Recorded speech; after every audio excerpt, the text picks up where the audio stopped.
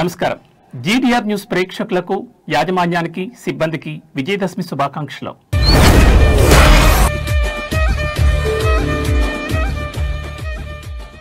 దసరా నవరాత్రులు చెడుపై మంచి సాధించిన విజయాన్ని సూచించే పండగ. ఈ 9 రోజులు దుర్గాదేవి 9 రూపాలైన నవదుర్గలను పూజిస్తారు. చివరి రోజున రావణుడిపై రాముడి విజయాన్ని, మహిషాసురుడిపై దుర్గాదేవి విజయాన్ని గుర్తు చేసుకుని దసరా పండుగను జరుపుకుంటారు. దసరా నవరాత్రి ఉత్సవాలు కొనసాగుతున్నాయి. అశ్వయుజ మాసం పాడ్యమి నుంచి 9 రోజుల పాటు దుర్గాదేవిని 9 రూపాల్లో పూజిస్తారు. 9 రూపాల్లో అమ్మవారిని ఎలా పూజించాలి? శారదీయ నవరాత్రి ఉత్సవాల్లో అమ్మవారి ప్రత్యేకత ఏంటి? దుర్గాదేవి 9 దివ్య రూపాల గురించి ఈ స్టోరీలో తెలుసుకుందాం.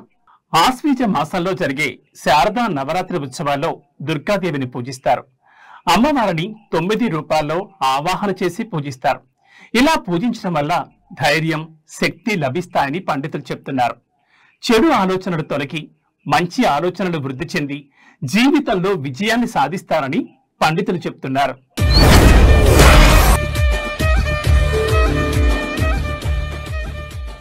నవరాత్రి ఉత్సవాలు శైలపుత్రీదేవి ఆరాధనతో ప్రారంభమవుతాయి. అమ్మవారు హిమవంతుడు పర్వతరాజు కుమార్తె కనుక ఆమెను శైలపుత్రి అని పిలుస్తారు. తల్లి శైలపుత్రి అమ్మవారిని పూజించడం వలన భక్తులకు ఆత్మవిశ్వాసం, శాంతి, శక్తి లభిస్తాయి. ఈ అవతారంలో ఉన్న అమ్మవారు తెలుపు రంగు శాంతి, పవిత్రత, కొత్త ఆరంభం ప్రతీకగా నిలుస్తుంది. తెలుపు రంగు వస్త్రాలు ధరించడం వలన మనసుకు ప్రశాంతత కలుగుతుంది. శైలపుత్రి దేవి పూజ ద్వారా మన జీవితానికి కొత్త ఆరంభం, ధైర్యం, స్థిరత్వం లభిస్తాయి. ప్రతి మహిళలోనూ శైలపుత్రి దేవిలా ధైర్యం, సహనం, శక్తి నింపుకోవాలి. అమ్మవారి ఆరాధనతో మనలోని శ్రీశక్తి వెలుగులు మరింత బలపడాలి. బ్రహ్మచారిణీ దేవి. ఈ అవతారంలో దుర్గాదేవి అమ్మవారు బ్రహ్మచార్యాశ్రమంలో తోటి విద్యార్థులతో ఉండే అమ్మవారి అవతారం ఇది. క్రమశిక్షణ, ధ్యానానికి ప్రతిరూపంగా అమ్మవారిని కొలుస్తారు.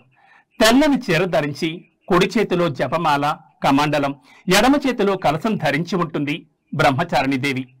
బ్రహ్మ అంటే అన్నీ తెలిసింది అని అర్థం. బ్రహ్మ జ్ఞానం, బ్రహ్మ స్వరూపం. ఇలా బ్రహ్మ అంటే అన్నీ అనే అర్థాన్ని నింపుకుని అన్నీ తనలోనే నింపుకున్నదని కూడా అర్థం. చారిణి అంటే కదలడం, ఒక పనిలో నిమగ్నమవ్వడం. బ్రహ్మచారిణి అంటే బ్రహ్మచర్యంలో ఉన్నది అని అర్థం. వచనంలో అర్థమయ్యేలా చెప్పాలి అంటే పెళ్లి కాని యువతి అని అర్థం. బ్రహ్మచారిణీ దేవి బుద్ధిని, శక్తిని ప్రసాదిస్తుంది. సంతోషాన్ని, ప్రశాంతతను, సంపదను చేకూరుస్తుంది. చంద్రఘంటాదేవి. కొత్త బంధాలు, భక్తికి చిహ్నంగా ఈ అవతారం గల అమ్మవారిని పూజిస్తారు. అమ్మవారి నుదుటిపై అర్ధచంద్రుని ఆకారాన్ని ధరించడం ప్రారంభించినప్పుడు అమ్మవారిని చంద్రఘంట అని పిలుస్తారు. తాను ధైర్య సాహసాలకు ప్రాతినిధ్యం వహించే సింహాన్ని అధిరోహించింది. ఈ మాతకు 10 చేతులు ఉంటాయి. ఒక చేతిలో కమలం పువ్వు, మరో చేతిలో కమండలం, ఖడ్గం, త్రిశూలం, విల్లు, గద, బాణం, జపమాల ఉంటాయి. ఈ తల్లి రూపం వైవాహిక జీవిత ప్రారంభాన్ని సూచిస్తుంది. ఇది కొత్తగా పెళ్లైన స్త్రీ కొత్త సంబంధాలు మరియు బాధ్యతలను స్వీకరించడాన్ని సూచిస్తుంది. కూష్మాండాదేవి. కూష్మాండ అంటే కు అంటే చిన్నది, ఊష్మ అంటే శక్తి, అండ అంటే విశ్వం. అమ్మవారు తన శక్తితో ఈ విశ్వాన్ని సృష్టించింది.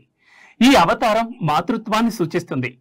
స్త్రీ గర్భం దాల్చి జీవితాన్నిచ్చే శక్తిని కలిగి ఉన్న స్థితిని ఆమె సూచిస్తుంది. దసరా నవరాత్రి ఉత్సవాల్లో శుద్ధ చవితి రోజున కూష్మాండ మాతను ఆరాధిస్తారు.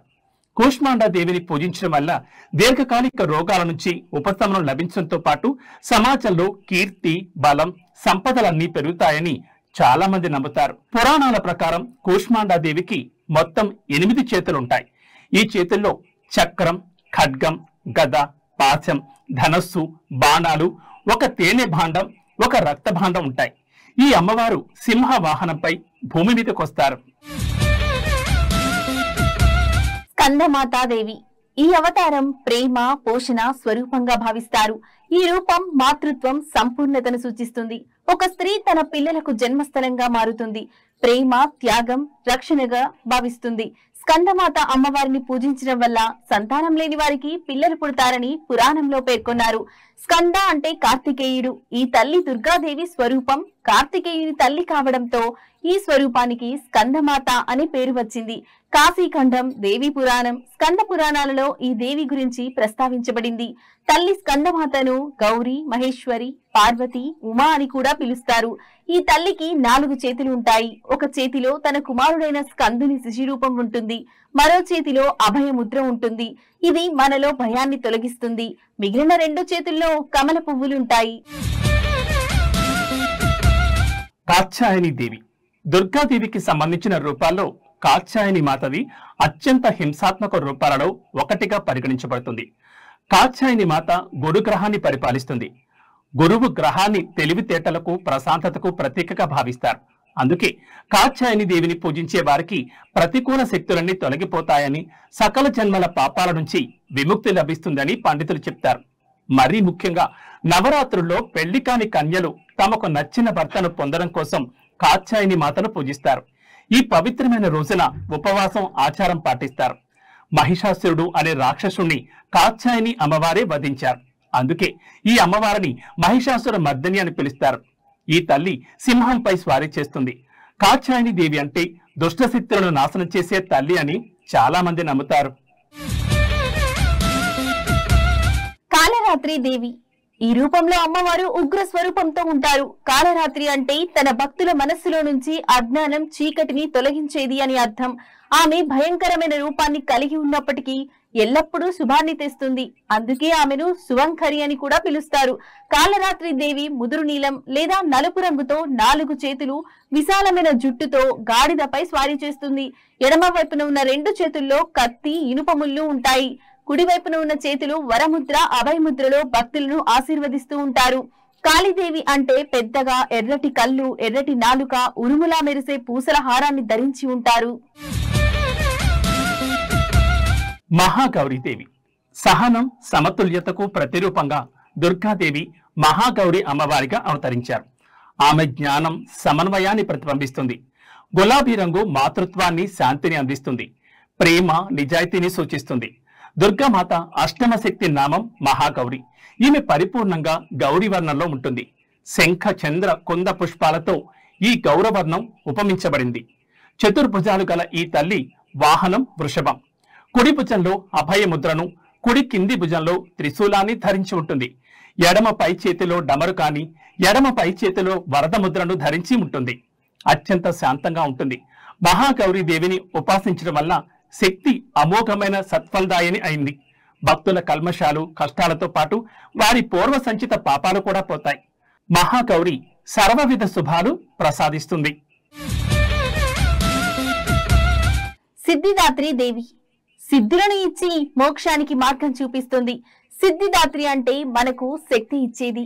ఈ రూపంలో ఆమెను భక్తి శ్రద్ధలతో కొలుస్తారు. ఈ తల్లి తన భక్తుల జీవితంలో నెలకొన్న చీకటిని తొలగించి వెలుగును ప్రసాదిస్తుందని నమ్ముతారు. సర్వవిధ సిద్ధులను ప్రసాదించు తల్లి కనుక సిద్ధిదాత్రి.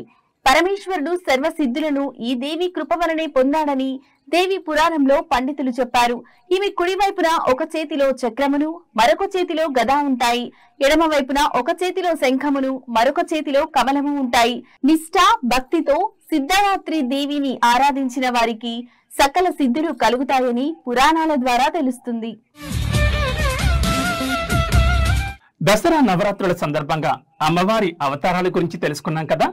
ఈ విజయదశమి అందరి జీవితాల్లో విజయాన్ని తీసుకురావాలని మనస్ఫూర్తిగా కోరుకుంటూ నమస్కారం.